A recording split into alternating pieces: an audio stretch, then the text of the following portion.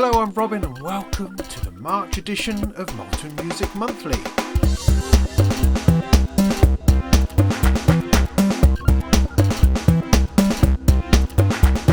It's March, can you believe it's March? The flowers are out, things are blooming, little rabbits are bouncing around. It's a beautiful, beautiful time of year. And it's also Mother's Day on Sunday, so don't forget that the one thing that your mother wants is a new synthesizer. And so with that in mind, let's get on with this month's stuff. So we begin with the software version, the native version of the Korg Multi-Poly. Now the Multi-Poly hasn't been out for 5 minutes, I didn't think, and they've already released the software version. Now this is the latest in a series of synthesizers from Korg, which are in a particular form factor, a form factor I quite like the Modwave that I have just over here. Hang on, it's just this one here. That's gathering dust over here. This sort of size synthesizer. It's lightweight because it's just really got a Raspberry Pi inside, and that's kind of it. So it's actually really easy for them to turn this hardware instrument into a software version of itself, as they have with the other ones like the Op6 and the Wave State and those sorts of synthesizers. Am I making any sense? I'm not sure that I am, but by the by, the Multi-Poly is kind of like their updated, invigorated homage to the Monopoly of many, many years ago. That classic Korg synthesizer that everyone really loved. And Korg decided to update it with kind of a digital emulation that takes that concept of 4 oscillators and just drives it out into a world of virtual analog and other sorts of oscillators, multiple filter modes and emulations and all that kind of jazz. So really giving it the modern Korg makeover, I suppose. It's not to everyone's taste. Some of us would quite like to see the original one in all its glory and not the one that Behringer have done. If you see what I mean. Anyway, by the by, I feel I'm going to be slightly baffling for this entire monthly this month, but bear with me. It could be fun. It can. What am I saying? So yeah, the native version is it will run on your Mac or run on your Windows as a plugin. And what Korg are really good at doing with their software versions of their hardware instruments is leaning in heavily to what software excels at. And that is the visualization of what's going on. And so rather than, in your hardware experience, what we like about the hardware experience is the knobs and the touchiness and the controls and that kind of thing. And that's what we really lean into when we're using hardware. So when you turn that into software, you can just try to emulate the front panel and go, there you go. But that's not any fun, and that really misses what software is about.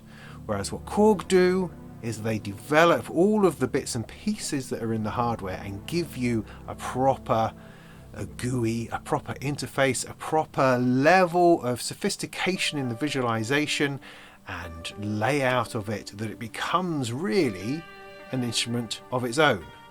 So it's like you can play with the hardware version in sort of one way, but you're inspired to play differently with the software, with the native version. And I think that's very, very interesting. You've got pages of stuff in this thing. You've got oscillators all over this thing. You've got modulation pages, effects pages. You've got the chaos page where you push gravity around through different dimensions. You use that as a modulation source. It's a wonderfully expansive and rounded synthesizer that just sounds great. And by all accounts, the software version sounds exactly the same as the hardware version. The only real difference we're talking about here is how you approach it. Are you hardware, knobs and stuff type of person, or are you mouse-driven, MIDI controller-driven perhaps? Because it makes a difference. There's often a discussion going on about, why doesn't anybody make synthesizers in a box anymore that we can control with our computer rather than a big instrument, a desktop thing or a keyboard? Well, because software synths do it just as well. And if it doesn't have an interface, this is kind of the beef I have with some of the smaller Behringer boxes and other little weeny, teeny-based synthesizers, is that if it doesn't have an interface that's worthy of being an instrument in its own right, then it may as well be software. It may as well be, because you're not gaining anything other than perhaps some portability and not having to take a computer with you. That's a factor. But the bigger factor, I think, on having a hardware synthesizer is that you want to get your fingers into the bits. That's why the digital synths of the end of the 80s and 90s didn't really stay around too long, because we missed that interaction. Well, I didn't expect to talk about that. Anyway, Korg have released the native version of the multi-poly. It's pretty good. Analog modelling is what it's all about. Sounds awesome, great interface, good job, well done. Next up, we have something extraordinary from Chaos Devices. This looks like potentially sort of the panel from the bottom of a Soviet submarine somewhere. Something that's controlling something probably really important. But what it actually is something called the Samarkanda, something along those lines. It's a resampling delay performance station, model of 1953. Oh yes, this is an extraordinary looking thing. 4 channels, I mean you can see it, 4 great big proper panel knobs that you just go, those are fantastic. They're just amazing. I love those knobs already. So 4 lots of that, 4 channels. You can see it. It's laid out all in front of you. And what it is that each one of those is a delay circuit, which you can either run independently or cascade or network together in whatever form you like. It can go from tiny weeny Carpler strong type delays all the way up to yawning delays. And of course, you can feed the output of one into another and let it do other things, or have them independently, or have them synced or not synced. Have the first one doing this, the second one doing some modulation and sort of chorus and flanging kind of way, and then one of the other ones sync to something else to do something else. There's so much control here that you can just feed signals in and just play with it. I have raccoons, I think, on my roof. Maybe they're gorillas, it's difficult to say. You get all sorts of things out in Norfolk. I try not to worry about it. I try to just believe it's just some old pigeon. And that's going to be fine. Because I'm filming this late at night, you know, because all day today I've had people next door chopping down trees and sticking them through a chipper. So it's just been noise all day. So, you know, at night time I have to suffer from the rats and the pigeons trying to get in through the roof. Anyway, what was I talking about? Oh yeah, this delay thing. Fantastic. I mean, what a looker. What an extraordinary... I mean, it's massive. It's going to take up half your rack, this thing. But if you ever wanted to play with delays, then this is absolutely, definitely for you.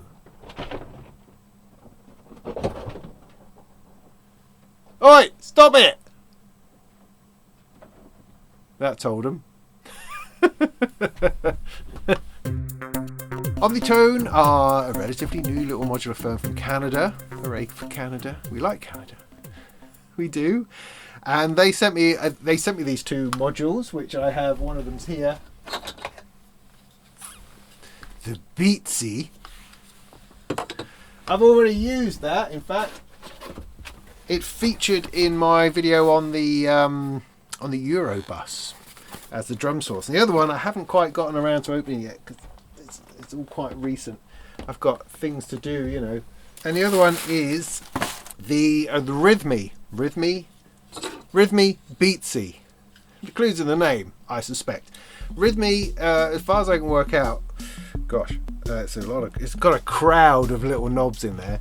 As much as I can work out, this is a drum machine. It is a generative drum machine. The idea is that you dial in a root, a basic rhythm, and then you push the energy and the density and things like that, and it starts to branch out into different versions and variations of the thing that you started with. So it adds more stuff in. You start off with like a 4 to the floor with a little bit of snare every now and again, and it adds more snares, or adds hi-hats, it adds more kicks, and so on. It's a bit like grids in that it's full of rhythms that you can access, as opposed for you having to intentionally program your own. But rather than exploring a map of rhythms, it sort of generates them from whatever it is you start with, I think. And if you're not quite happy with it, you can press this button here and it will generate some more. Fantastic. I'm looking forward to trying that out. I haven't quite gotten around to where am I going to put that yet. But Beatsi, yeah, I had to play with that very simply. It has 6 sound sources, so it's a full drum kit, I suppose. 3 actual drum kits in here that you can swap between. Has this strange grid here that lets you, sort of using these 2 encoders, dial into what parameter you want to change, whether that's sort of tuning or timbre or the decay, and then change that. It's an interesting thing. I'm not fully convinced by that yet, but I've only really plugged it in and put some triggers into it and appreciated the quality of the kick drum and the snare, which is what I used it for in my Eurobus video. So those are good. I will be reviewing these soon for both my channel and also, I think, for Sound on Sound with a little bit of luck. So cool, yes. Go and seek them out because they're interesting. This one in particular, I'm always looking for a drum solution, and the one that I had landed upon and decided that I liked was the Detroit Pink 87 What's It, yeah, one with the big clacky key, which was here. Do you see this hole? I've had to send it back. They wanted it back. They wanted to send it to a school as a charitable donation, which is a lovely thing to do, and what a wonderful school that must be in order to receive such a device. But it was really working for me. I really loved that thing, to the point that I might have to go and order myself one. Because, you know, which is quite a testament from someone like myself who gets sent a lot of modules. So anyway, this I think might be an interesting replacement. Completely different, chalk and cheese, absolute other end of the percussion line, I don't know, road, but nonetheless I think could be very, very, very, very interesting. And maybe I'll come up with a Pink 87 another time. I mean, there's no reason why I can't use something like this to trigger more than percussion.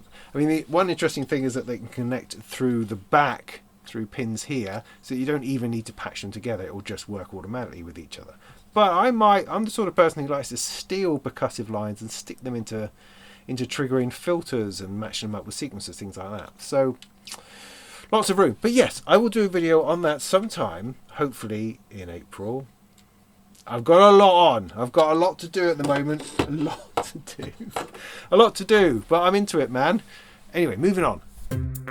Jamcorder. This is a cute little box, like it was a school project type quality of box. It's a brilliant idea, right? It's retrospective recording, really, in a little box. So you know how DAWs have all done this thing. Well, hey, you know, you're just playing, and then you think, oh, I wish I'd pressed record.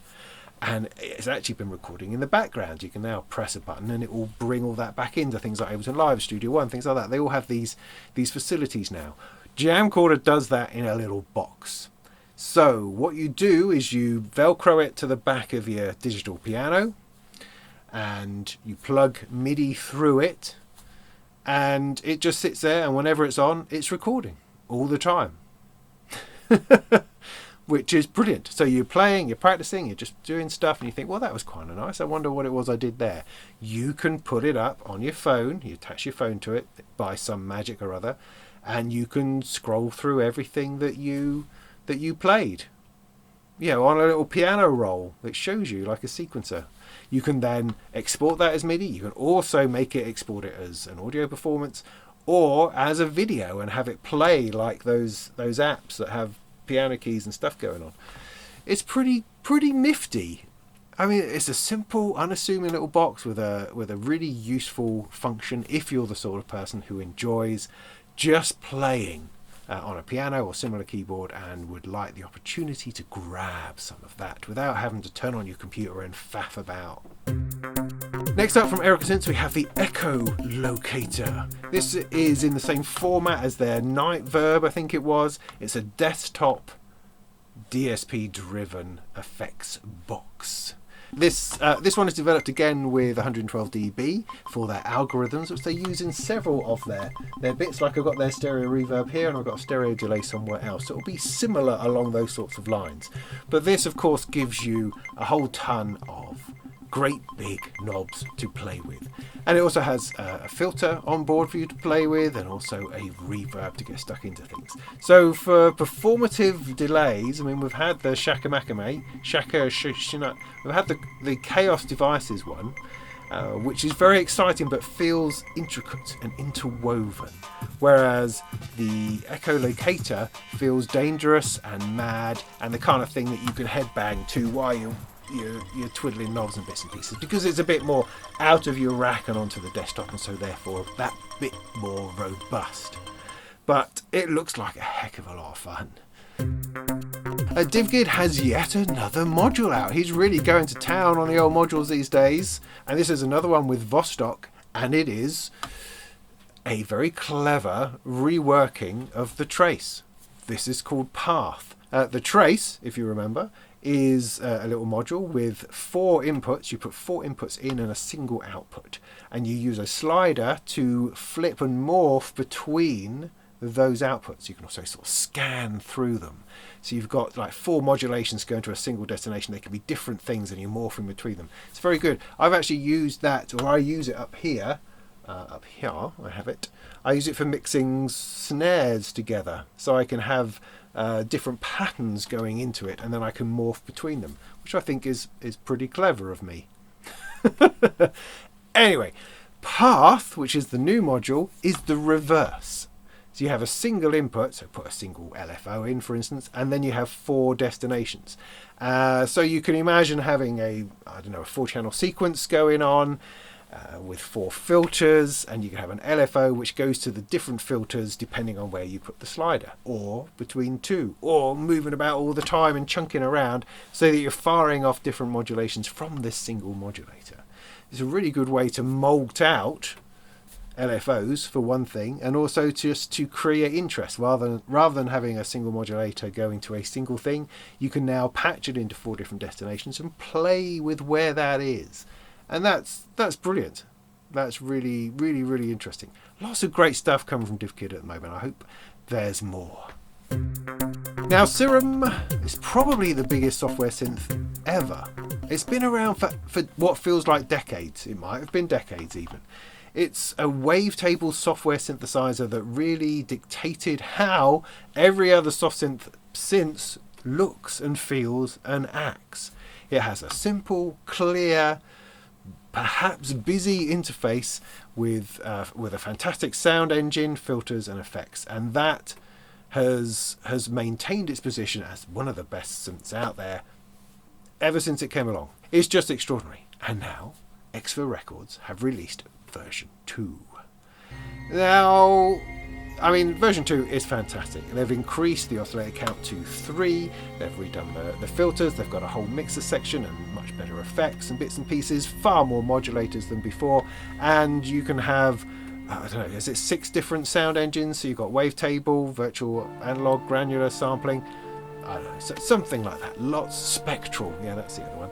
And each oscillator can be any of these, and you can squish them all together, and it has an arpeggiator and a macros. Oh, it's just teeming and teeming with features. So if you're into software synthesizers, you must already be aware of Serum, and Serum 2 is definitely going to be for you. But let me just tell you a little bit more about that, because there's something quite remarkable going on here. And I saw an interview with the founder and developer of Serum, whose name is Steve Duda, I think. And he just seems like a remarkable person, an awesome human being. His idea, his philosophy is that Serum 2 should be a free update to anyone who's ever bought Serum. He says that at the beginning of this whole thing, he said that updates are going to be free for a lifetime, and so he believes that even though this is an enormous update which has taken years to develop, it should absolutely be free to all users. His idea is that this sort of comes from his repulsion at other companies and other bits of software that are forever, poking you for upgrade prices for very, very little. It's like when an upgrade to a DAW comes along, there's usually a bunch of features, maybe 1 or 2 of them you might be half interested in, but you're kind of forced and railroaded into coughing up another $150 and so on in order to keep your software current. And he finds that just awful. And so he's not going to do it. I'm going, this is really interesting. The other thing is that he says he's made millions of dollars from Serum, just a huge amount of money, and he's enormously grateful, of course, to the community. But he said that he could retire. He could have retired, but he's just not that interested. He would much rather use that money to plough back into, first and foremost, the development of Serum 2. And he has no worries about the future, because even though he says he spent all of his money on this development, he believes he'll get that back because it's such a strong product. And if it sells anything like it has in the past, then he has no worries for the future. He says I've bought my house, I live in an environment that I want to live in, I can get by, that's all I'm interested in. Any additional cash and money from that, he's going to attempt to plough back into other music technology projects and bits and pieces, because he really loves the industry, he loves the creativity, and he really wants to empower people to be creative. That's his whole vibe. He doesn't want to grow, he doesn't want to make more money and sort of sit on it and stick it in his ears. No, he wants to make a good product, a high quality product that's useful to people and that rewards the people who have put it together, to the point that he can then go and reward more people and encourage and inspire more people. It was really interesting to hear him talk about it, because it's such an unusual way of thinking these days. Our planet, our world, our society is so focused on this magical growth. Everything must grow, everything must get bigger, everything must profit upon profit upon profit. Whereas this idea that you can make enough and then you can start giving back is just brilliant. Absolutely brilliant. That's how things should be. We should be able to make enough, rather than having to always make more and make more and make more. So yeah, Serum 2, if you've never tried it, go and try it out. I mean, you might be familiar with things like Pigments, other bits of software like that. It's of a similar nature, but Pigments is absolutely inspired by things like Serum, who really did the whole big wavetable multi-oscillator software synthesizer first. Based on samples from the fabulous Polymoog 280A, taken and captured lovingly by the fabulous Alex Ball, the Bob Moog Foundation and Ujam have put together a little software synthesizer. It's called Vox Humana, and it takes that one particular preset from the Polymoog, which was absolutely definitive in defining Gary Newman's most Newman-esque sound. You'll know it when you hear it. And so Ujam have put this thing together in order to be a promotional, charitable plugin that will support the Bob Moog Foundation in all the work they do, museum and educational resources and all sorts of those bits and pieces. It's nice and cheap, it sounds great, it's got a couple of variations in it and some effects. It looks lovely. Go and get a copy.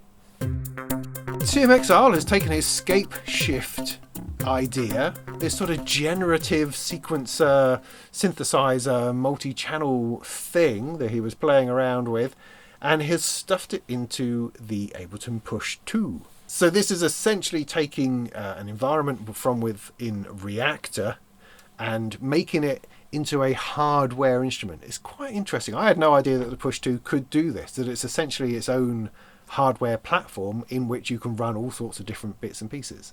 And so Tim has developed it into what's called Patternscape, where it utilizes the grid and the knobs and the controllers all within the Push 2 in order to enable you to create and generate patterns which you can then perform with live. So as far as I can work out, you spend time generating patterns, creating, so it's generative, you're sort of giving it ideas, and then it starts to generate stuff based on all sorts of algorithms and ideas and randomization and bits and pieces. And as you go along, you can save those patterns as clips, and then you can swap into a performance mode and you can line up and play those clips together to create your songs and your tracks, and you can edit them as you go. It's very generative, very performative.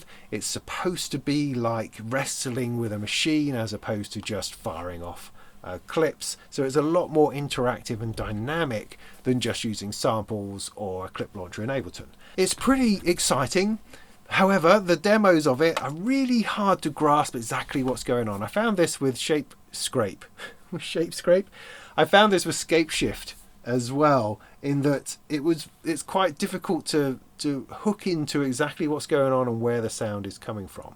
And particularly in demos, it's just like, there's just a load of stuff going on. And it's quite difficult to really ascertain the nature of it. So I think it's the sort of thing that you probably need to go play with and dig into a little bit so that you can understand how the interactions are working with each other. But it's great to see Tim up and about doing interesting stuff. Good work. BlaknBlu were at Synth East. It was great to see them, great to meet them for the first time, and they had there for the first time the Oscar Tria, which is now available. The Oscar Tria, I have it right here. I'll give you a little burst at the end. Maybe I will. Maybe I will. And what it is, I mean, BlaknBlu make these modules. They're essentially a digital platform on which they build analog emulations of all sorts of things. So I've had their Foxtrot Duo, their filter, for quite a while, which is based upon a Moog, a state variable, and the other one, the Oberheim filter. 3 filters in one device that you can switch between, and they sound lovely. This is a VCO, an oscillator. It has 3 different modes. It has a regular sort of virtual analog mode, I suppose, that has detuning inside. It then has a swarm oscillator where you can start to build super saws and bits and pieces. And then it has a chord oscillator where you can CV through different chords, change how many notes are going on, and generally mess with it a great deal. It has a couple of subs that you can bring in, and sounds pretty awesome, I have to say. Pretty awesome. Maybe I'll give you a blast of it right now.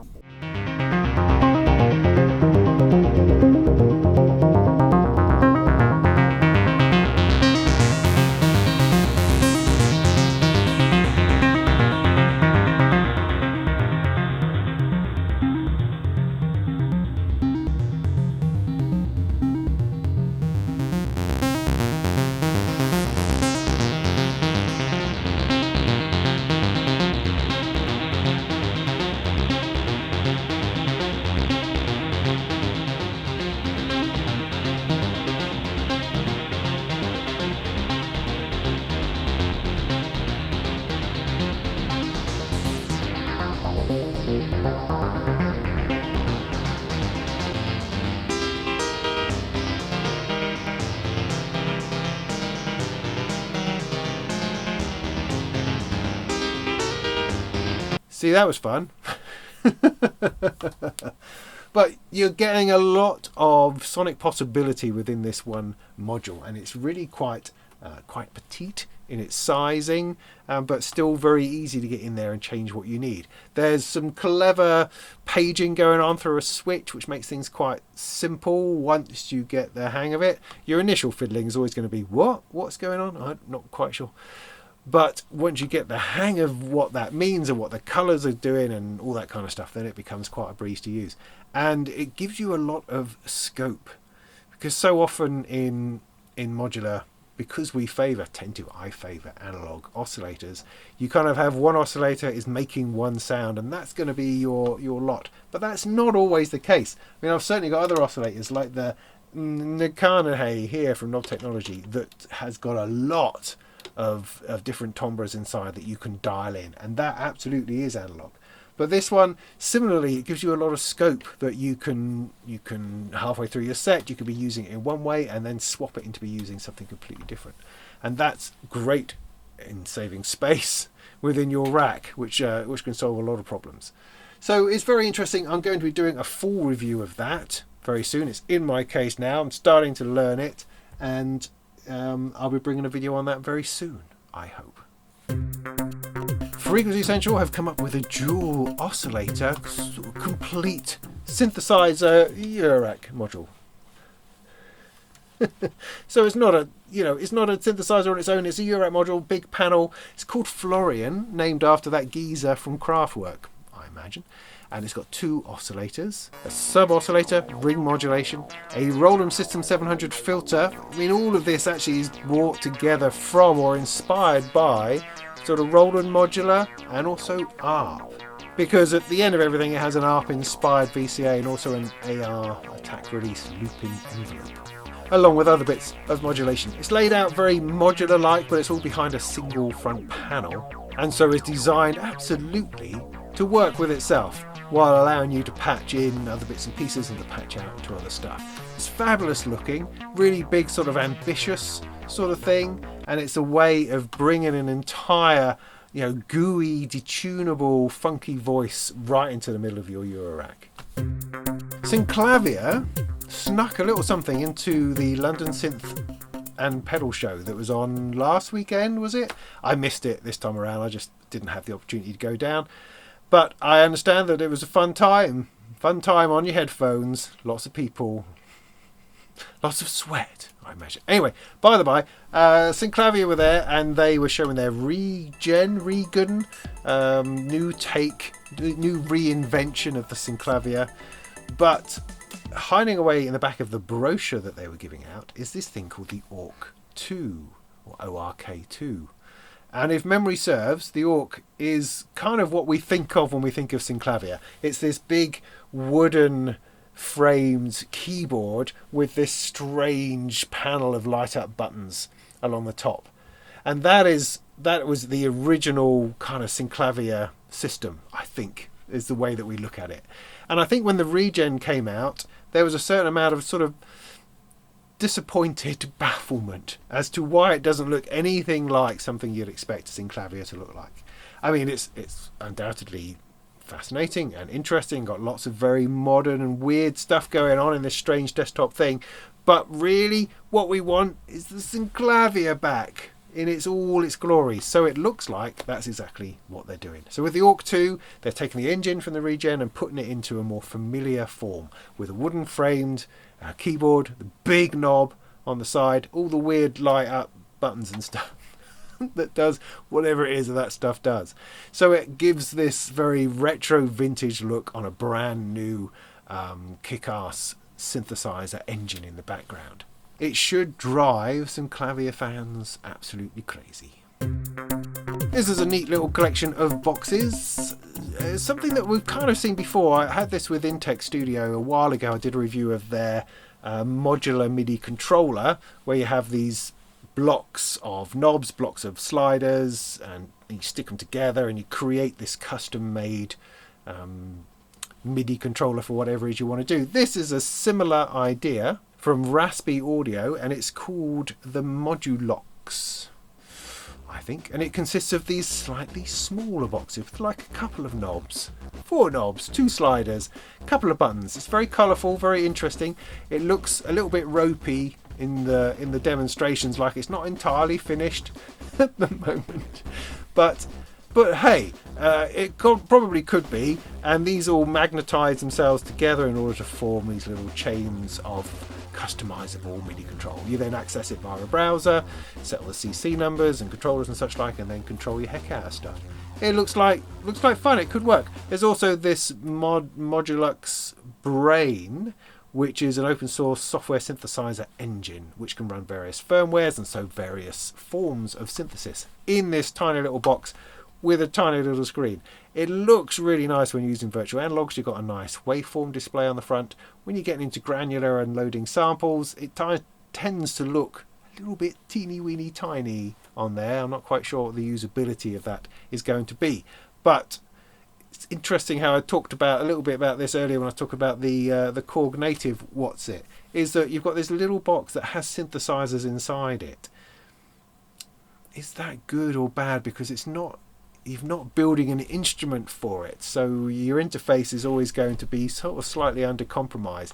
Even with these lovely modular things you can plug onto the side and then map it to various parameters, because this thing can change and move about, it's never going to feel like it's designed to be used with it, if you know what I mean. However, it's also a great way of getting hands-on control over something which is software. But then why the heck isn't that just in the computer? Well, I guess because you could just take this to the gig and not have to take your laptop and use this as your sound source. So, there's always a reason for things to exist, and that could be good, that could be silly, that could be really, really useful depending on your own circumstance and scenario. But as a system, the idea of having this sound source that you can then chunk on MIDI control is really quite interesting. And just the little controller things by themselves are really quite cool. It's the sort of thing that's never going to end up working for me because I have such a messy desk. You generally need to have a flat surface to put them on. Whereas like my MIDI controller keyboard and everything's always tipped up with the module underneath or cables getting in the way, and it would never stay together on my desk long enough. But it's a lovely idea for people who are tidy minded. Talking of tidy, Rhodes have released the Stage 61. What a beautiful, beautiful thing. If you thought the Mark 8 was a little bit overwhelming, too much stuff, too much chrome, whatever, too many knobs on the front, the Stage 61 could absolutely be for you. It's absolutely, definitely for me. It's the same engineering inside, the same electroacoustic tines which are used to generate the sound. It's completely passive. It works mechanically, which is amazing. All you need is a way of amplifying the sound. So, it doesn't sound very much by itself. Just put it through an amp, then you get the gorgeous Rhodes sound. And that's quite fascinating. Just got level and tone on it. That's it.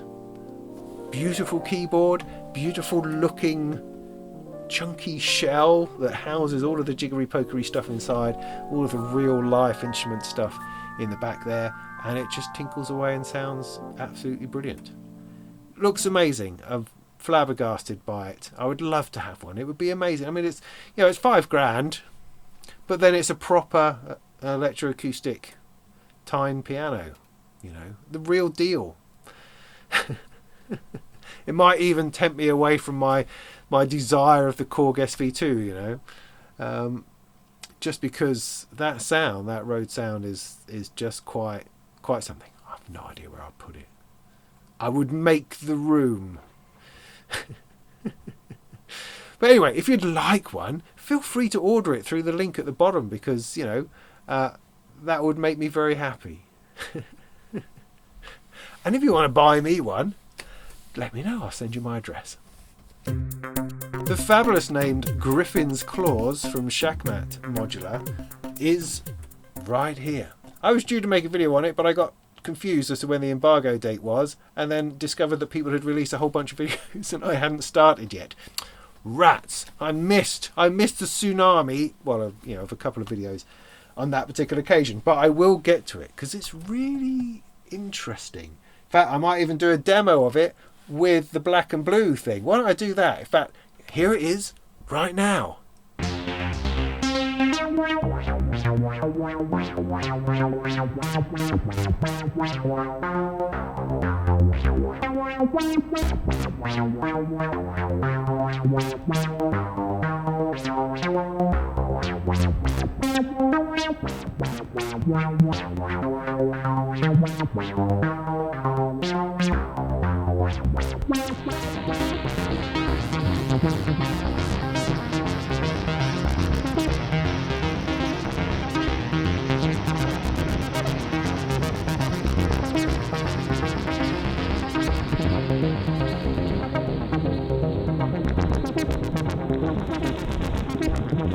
Did I do it? I don't know if I could be bothered to do it at the end of the day. I might just want to go home after I finish doing this.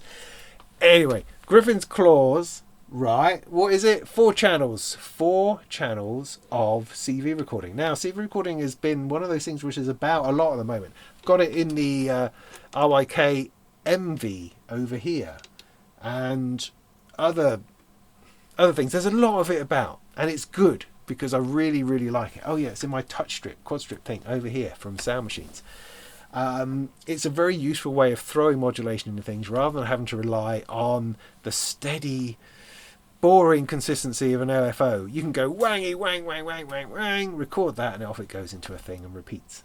That's what you can do with Griffin's Claws. However, it's more than that, because it's actually an attenuation recorder.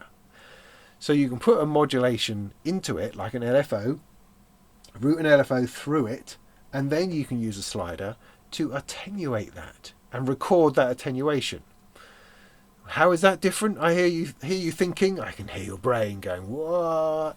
So you have a regular LFO, rather than you trying to come up with your own LFO, which is always going to be a little bit wonky, you can put a proper LFO in it, and then you just turn it up and turn it down. But you automate that turning up and turning down. So you can have a sequence going, and every now and again it brings in that LFO. A little amount, a big amount, a little amount, big amount. That's quite brilliant. Quite brilliant. So you're recording the level of that LFO rather than the LFO itself. Although if you don't have an input, then you can precisely just make that do exactly that. Create your own LFO with it. It will do other things that I can't remember at the moment. I mean, you can change the rate of it, you can squash it and scale it and sync it up to clock or not, and things like that. Very, very useful. I will be doing a video on this. So is everyone keeping count? So this month I need to be doing, I'm looking at my rack going, oh, I haven't done a video on that, Right, so my intention is to do a nice video on the BlaknBlu, nice video on the Omnitones, nice video on the Griffin's claws. I've got another module over here I can't tell you about. I might do a nice video on that. I've got the Loki synth voice over there, which I've been meaning to do a video on for ages, which I need to get around to, which would be great. I've got the Replicant VCF sitting here I need to do a video on, who they were kind enough to send that in to me, which is strange and interesting. And there's also an envelope to go with it. But that's just the starting point, man. I've got lots of other stuff, and I've got some kits, and I've got the Jolin kit over there, and it's crazy stuff, and I've got other things coming in. I've never had so many piles of work and so little time to put it to good use. Anyway, that's a me problem. What are we talking about at the moment? Oh yeah, the Griffin's claws. So yeah, I'll do a video on that, and I imagine it's going to be fantastic. So I've played with it a little bit now already, and it is nice. Yeah, I like these sliders. I like the lights on it. The layout's kind of good. Yeah. I just need to know what all these buttons do. Guess what? Look, Mum No Computer is now a computer game. How did that happen? I don't know, but Sam Battle, madcap genius that he is, has been out there with the Bitfather and has come up with some kind of weird arcade shooter. Now, the concept is that he's a electronic wizard repairman, and he has a Cosmo backpack, strange backpack, which generates sound blastering waves. And what he does is that people call him up and say, oh, I've got a broken thing. And he goes, right-o, and he comes over to their house, shrinks himself down to component level, injects himself into the machine, and goes around trying to blast all the bad components. It's a game, in a nutshell. Looks flipping awesome. In a lo-fi kind of 8-bit kind of way. And he's even managed to thread through a whole musical modular aspect. So the Cosmo on your backpack, is actually a modular synthesizer. And throughout the game you can acquire extra modules in order to change the music, or you can upgrade them and add to them and repatch them in order to change the soundtrack to what's going on, and to change the sort of sound made by the weapons, I guess, that kind of thing. It just looks totally mad and totally brilliant. Apparently it's out sometime this year. The trailer is out there. You can put it on your Steam wish list if you wish. But I don't actually know when it will become actually physically available. But it looks like a lot of fun. Looks like a load of fun. And finally, and sadly, I have to give you the news that Paul Schreiber passed away last week. Paul was the handyman at Tandy when Moog visited Radio Shack, stay with me, in order to talk to them about the MG1, the concert mate, the realistic concert mate. This project that Moog wanted to get into Radio Shack because they thought they could sell gazillions of them and everyone become millionaires. Radio Shack went, yeah, all right then, and gave it to Paul, as I say, who was working at Tandy, to develop it. And he sort of put it together, had ring modulation and made it cool and groovy, taking the Moog circuits and just turning it into this very cool little plastic synthesizer. And it was great, and it was a complete flop. They couldn't give them away because no one going to Radio Shack had any idea what a synthesizer was. It was kind of this mismatch of marketing and customer base understanding, and it very quickly fell out of the catalogue, and they were, as I say, they were giving them away with a catalogue, which is a shame because these days they're actually worth something, and anyone who's actually into synthesizers really appreciates what happened with that and what it was about and the sound that it made, and it's become a bit of an awesomely legendary thing. Now, I spoke to Paul very recently, actually, for hours on the phone, all about it, because I was writing an article about the history of Moog and their polyphonic synthesizers, because it is vaguely polyphonic, I seem to remember. I think that was the reason. Anyway, he was a lovely guy, a funny guy. I texted him from here, and he's in America, of course, and it sort of woke him up at 6 o'clock in the morning, and he insisted that I phone him up to talk about it. And so I talked to him, as I say, all the way through his breakfast, which was brilliant. So all sorts of stories. But anyway, that was my interaction with the man. He seemed to be really nice. Later on in life, he created a company called Synthesis Technology and worked to create modular systems in the 5U format initially, and then into Eurorack. And they are some of the most well-regarded modules out there. He kept trying to retire, has spent the last 3 or 4 years trying to retire, but people kept asking him, oh, can you just do us one of those filters? Can you just do us one of those oscillator things? And so he kept coming back to it, but that's what he loved. He was also really active in the community generally, posting regularly on Facebook. In fact, just a day or two before he died, he was posting on things on funny things and memes on Facebook, and he was always very entertaining and will be sorely missed. Right, coming up, what do we have coming up? Robin, tell us what's coming. Well, I've already told you all about the modular I'm going to be looking at. I have some other stuff coming up, like the Redshift 6, which I've got sitting over there, which is going to go in the place of the Mantis that I have just finished reviewing. So that is my next synthesizer to look at. I do also have some other bits inbound to me, which are quite exciting, that I can't, of course, tell you about. No. But there are a number of things I can tell you about. First of all, the Mantis, after I finished my review, I captured a whole bunch of the presets that I'd made and turned them into a software instrument. Now, you can go and buy that from my Patreon page. Now, I would like to talk about Patreon. Oh, I know Patreon. Everyone talks about Patreon. But it is such a useful, valuable thing that I am very slowly adding value to.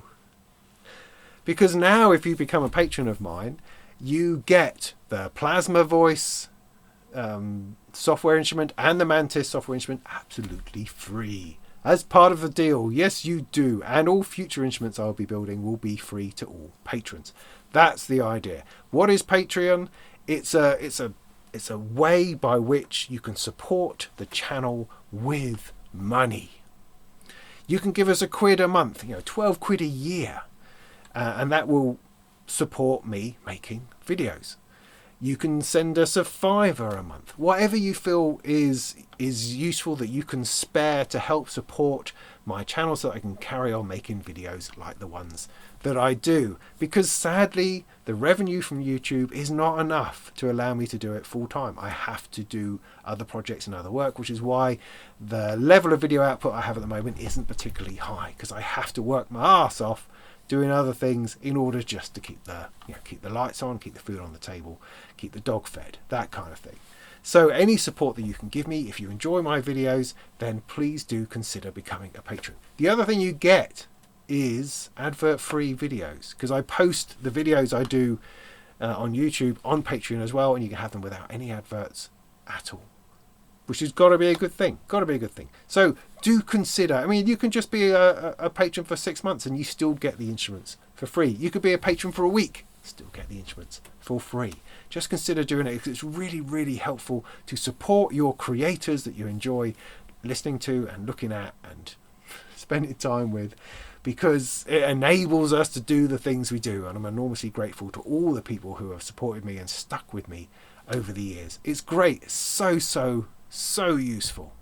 What else? Well, I've got a gig coming up next week, 6th of April at Epic Studios, in the bar Epic Studios, sometime on that Sunday afternoon. There's a whole bunch of us doing it, just like 20-minute slots. We're going to have an afternoon/evening, sort of an evening time of modular and electronic music. It's going to be fantastic. It's called Patched. You'll find it over, I don't know, on the internet somewhere. I'll stick a link down the bottom. It's completely free. Come along, chill out in the bar, listen to us making a bunch of noises. It will be a fabulous, fun time. Do come along in Norwich. Love to see you there. Right, this Sunday, we will have a live stream, I think. Because I didn't do one last month, and I feel the loss of that somehow. I was just kind of knackered after Synth East and everything else. It's been a strenuous month or two for various reasons that I don't need to bore you with. I couldn't really find the time to put it off last month, but I can this time. Now, Sunday, brilliantly, of course, is Mothering Sunday, but I've asked all the mothers that I know, and I have permission to go and do it. And it'll be late, you know, from 8 o'clock on Sunday. Yeah, everyone's settled back. They've had your big Mothering Sunday, you know, lunch that you've cooked for your wife and your mum, and everyone's relaxing in front of the telly. You know, you can nip off and join me for a live stream. That would be great. So what we're going to talk about, a couple of things actually. We'll have a poke around at some new stuff if I can find the time for that. But I also want to talk to you about the idea of running a late night music show, because following on from Synth East, something we've talked about post Synth East is that we would like to do more Synth East events through the year, potentially. And in part of that, I wanted to start trying to support electronic music in any way that I could, you know, in the meantime. And so it seemed obvious to me, I should do a little radio show. I should put on some music. We listen to it together, and I can go, oh yeah, that was great. I really like the way the bass went wop wop. You know, things like that. Add interesting, positive commentary to it and play it, and we can sit there and enjoy it together as a live stream, you know, while it's happening. I thought that would be great. Of course, there's all sorts of terrible difficulties in doing that in terms of copyright and content ID and copyright strikes and all that kind of thing. So it's something that I'd like to crack somehow. I think probably the way to do that is to invite people to submit unreleased tracks or jams or just something that they've done, and use that while trying to maintain some level of quality so it's actually listenable too. Although, of course, who can be the judge of that? So come along on Sunday and we'll talk about that. I'd like to hear people's views on whether that's a useful thing or not. It could be good or not, whether people will be happy to send me their stuff and whether they think that would actually work, or whether I'm just opening up a whole world of hurt and trouble. I don't know. I don't know. Possibly. The other thing to talk about is the potential for Molten modular rentals, which is something I've mentioned a lot and I'm gradually moving towards in trying to make happen. The idea being is that I've got a whole bunch of modules I'd like to start lending out to people, but it's also got to pay for itself, and so I want to develop some kind of rental way people can rent bits of modular, you know, simply, affordably, in some way. And so, yeah, I'd like to talk about that too, in order to try to get more of the modular that's in my shed out there, being used, being creative, and people appreciating it. So that would be something else we can talk about. So that's this Sunday, 8 o'clock. Do come along, join us a couple of hours, and we'll drink some beer and we'll chat and see where we get to. I think that's probably enough. Feels like we've done enough. Can't think of anything else that I've forgotten at this point. No, I don't think so. Right, good, great. Well, I hope that was useful, and in the meantime, go make some tunes.